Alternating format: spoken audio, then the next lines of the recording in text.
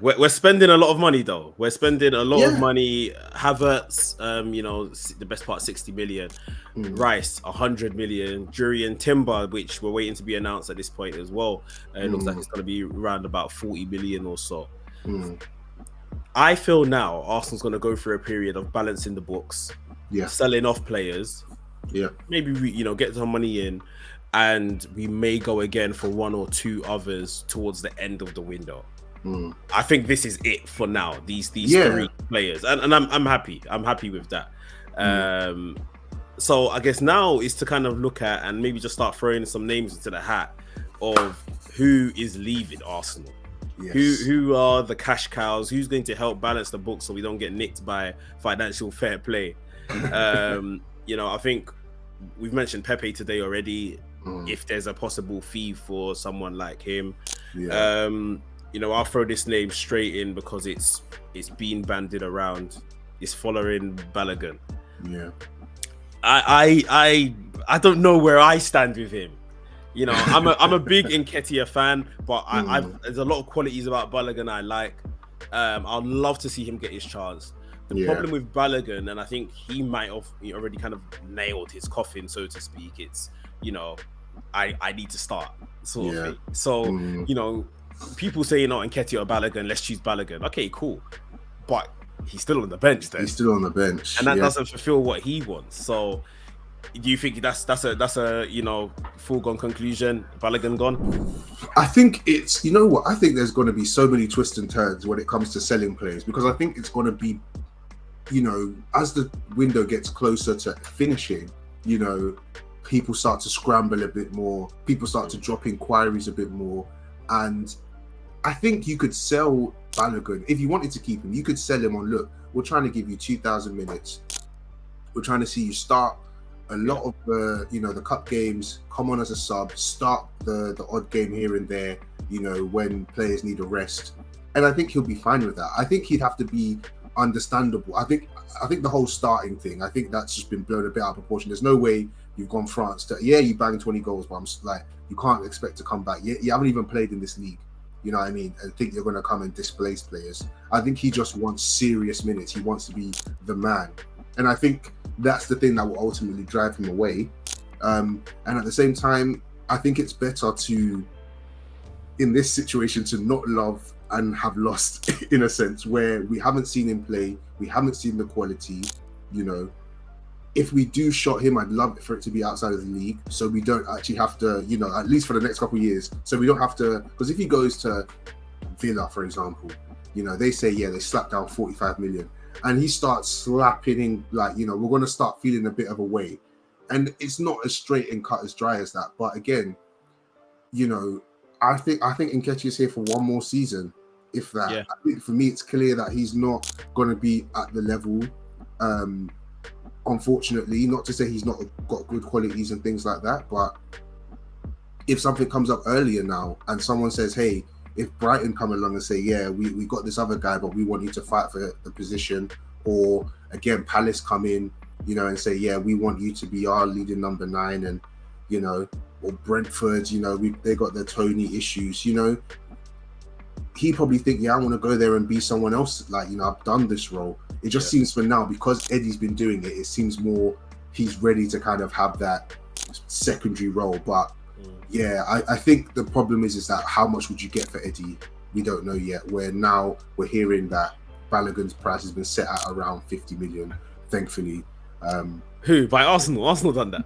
Well, there was rumours. There was loads of links saying that, because initially there was links of it being 35, but then apparently that was just like speculation. But now some decent sources have come and said that they're saying 50 million. So that's where I'm just like, okay, if someone wants to splash that on him, cool, come, done. But what do you think about the whole, we spoke about obviously in the season review, Tierney, because I haven't heard anything. End of the season, it was Newcastle, and now we're hearing reports of him potentially staying. Nothing from Newcastle, or Newcastle saying they're thinking of trying to go for someone else. What's your views on Tierney? Allegedly, Arsenal's price for Tierney scared Newcastle away. They lost their minds. Because Newcastle have got to spend within like some Yeah. financial fair play thing apparently. So I think I saw that even this money they spent on Tonali, like the way they have to structure it so they don't get bagged from financial fair play is another thing. Like and like basically the way Arsenal wanted Tierney's money couldn't help them. So apparently they're looking at Cucurella now from Chelsea. I'm happy. I want Tierney to stay. So yeah, it's a bit crazy, but it's good that it seems now at least that Arsenal seem to be pricing these players at the market rate, sort of thing. Like, I heard about Xhaka during the week. That obviously now it looks like the right thing's going to be done. Like, it'll be imminent that Xhaka will be allowed to go, and apparently there's been like a step back in that transaction because the 13 million or so that was alleged that they've agreed on the price of Xhaka, Arsenal now want 20. I mean, bro, which makes sense. Like, that's where he should have been in the first place. I did, like, when I heard 13, I was like, what are we? We're selling the captain of Switzerland. Like, brother, like, this guy's had his best season. We've had seasons before when we've heard him going for 20, 25. Like, you know, like, what? When I heard 30 million, but then I heard rumors that it'd all been like pre-agreed and, you know, had these conversations. So you just thought maybe they just niced him, you know, they give him some respect and blah, blah, blah, blah. Just as a standalone fee, 13 million was ridiculous. He's got to be going, he's in his prime, quote unquote. You know what I mean? Yeah, like, Leverkusen need to cough it up, brother. Like, otherwise, I'll keep Xhaka. Like, no water off my back. You know what I mean? Again, I want to keep Xhaka. So, yeah. I hope this is true. I hope there's some truth to it. It may upset Xhaka if it is the reality of the situation, and you don't want a disgruntled player that actually wants to leave if that's what he wants to do. But that's 20 million is what we should be selling the likes of Xhaka for minimum. Like, there ain't nobody in our squad that's what less than that. Maybe that guy Ronison. The goalkeeper, like, definitely, he could still plays for Arsenal, but no one else, bruv. Like, so it makes sense. Definitely. We said Balogun. We've talked about Xhaka, Tierney, and Nketiah. You threw his name in there. What price did you put in Nketiah? Bro, I'm like, he can't go for anything less than 25 and add-ons. Like, even that I think is cheap, because again, you know, even more, the problem is that where you value them is that who will buy them at that price, because again, you know, you can add to say that he's an England striker, he clearly wants to play for England, under 21, you know, record holder, he is a good striker, but again, you know, at that price, because of the England tax, you'd be saying minimum like 35, 40. You know, what would Ollie Watkins go for? You know what I mean? Like, this is, and what you start to take away from the quality, because strikers are obviously short in supply, you know, and he's English. If you're selling him in the league, even if you're selling him out the league, you know, really and truly, he shouldn't go for less than like 40, in my opinion. But I don't think anyone's going to pay that. We know the market's all over the place in terms of valuation, but really, you know, you can't spend more than, you can't let it go for less than 40. Even the 25 plus like maybe 5 or 7 or whatever, I might be able to just rest. But at the same time, you're thinking there's no other English striker, English striker, like at this level, that you're going to sign for that amount of money. You know, that you're going to be able to say, I want to sign him for that much. So that's where I think as well we've got an issue with Nketiah, that, you know, I don't think people are going to meet the valuation they should for him, and we're going to stop letting him go for pence, unfortunately. But I don't know. What do you think? Yeah, I mean, I totally hear what you're saying. It even sounds weird for me to say, from everything you said, he's probably about a 30 million striker. That sounds weird. That I'm one of his biggest supporters. Like, but you know, I was saying this to Ray the other day. Like, Nketiah has to learn how to score goals when he's off the bench. And that's the only thing that saves him from not being sold this year, if the price is right, and next year. I think by the end, like this time next year, we'll be looking at other options. 100%. So, he almost has to use this this season to put himself in the shop window.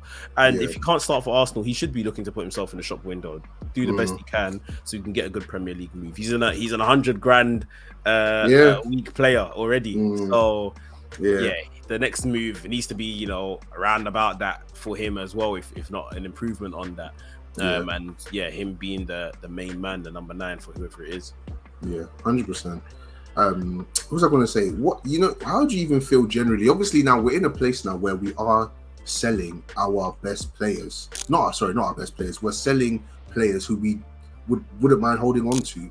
But this is the stage where you're at a club where you have to let go of players who you like, and it's difficult because, you know, we can talk about Lokonga and El Neni and Brunison, and we know these guys have to go. But when it comes to Tierney and Balogun and Xhaka and potentially Partey, Pepe, all these players who have quality, but we have to be in the mindset of that if the right bid comes in, you know, we have to let go. How do you feel about all of that? Bruv, everyone has a price. Yeah. And that's the long and short of it. Everybody has a price. Like, if some club somewhere comes in with like 250 million cash paid up front for Saka, he goes. Yeah, he goes. Like, and unfortunately, as fans, obviously, we're ingrained in the football, and he's one of our own, and all of that kind of stuff. And them man upstairs that are making these deals happen are businessmen. Yeah. Like, and that is it. Like, we're past the, if there was ever a time, I think we're past it if there was, but we're past the time of when someone could be a rich chairman, but he's also a fan of that club. Yeah. You know, you got fans in the boardroom, although they're millionaires, billionaires, whatever the case is. We're literally having big corporations coming in and buying. They don't know who some of the players are. Like, they don't care. They don't care. This is it. They don't know. They don't care. So it's a business. Like, some players, yes, will cost more than others to move on or whatever the case is. But ultimately, if the money is right, the guys have to go, innit? Like, he's gotta go. It's like Partey. We're looking at Partey now. You know, when we're thinking, well, we could probably do with hanging it onto him for at least one more year. Yeah. But the right bid, the right money comes in for a 30-year-old guy that can't really stay fit.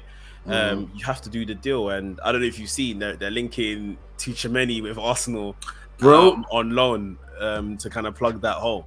I'm there for it. The thing is that now that we're getting all these deals across and we just look like a different entity, I can believe it.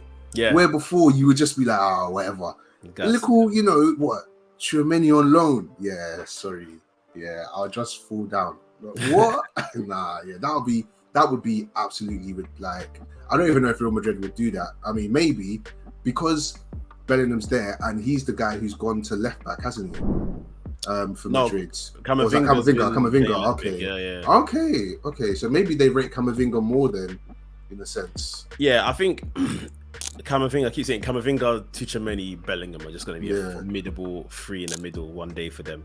But I think the likes of Cruz, Modric, they keep signing that 1 year contract. So these men are waiting to break through, but it's like these men are here still. So we just got to bide our time. But man, we got to get the exit door, you know, moving.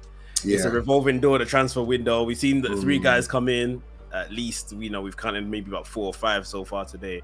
But we've got to move some players on to balance the books, and there are still holes to kind of plug in the team and develop further. So it could be still a very busy summer for us. Apparently Mari's gone already though, or is going. I saw that fee was agreed and everything like that. You know, I read the article. I remember he got stabbed. In Milan. It's freaking crazy, bro. Crazy. But hopefully the first of many of well, maybe not many, but, you know, just some good sales, you know, just to lighten the squad a little bit. So